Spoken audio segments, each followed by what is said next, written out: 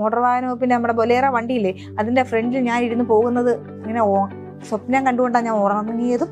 രാവിലെ ഉണരുമ്പോഴും ഞാൻ ഈ വാഹനത്തിൽ ഇങ്ങനെ ഇരിക്കുന്നത് ഞാൻ സ്വപ്നം കണ്ട്.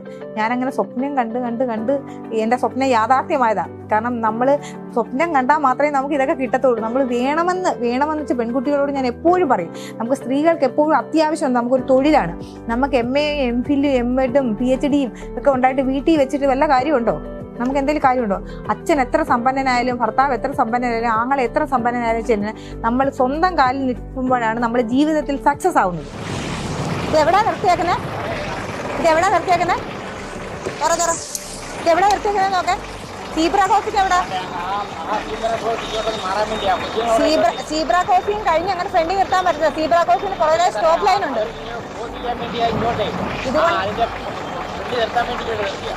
ഇതാ അപകടങ്ങൾ ഉണ്ടാകുന്ന കാരണം അറിയാമോ? അങ്ങനെ പാടില്ല ഒരിക്കലും. സീബ്ര ഇനി ആവർത്തിക്കരുത്. ഇത് ബോധവൽക്കരണോ? ഇന്ന് ഫൈനില്ല, ലൈസൻസ് പോവും കേട്ടോ.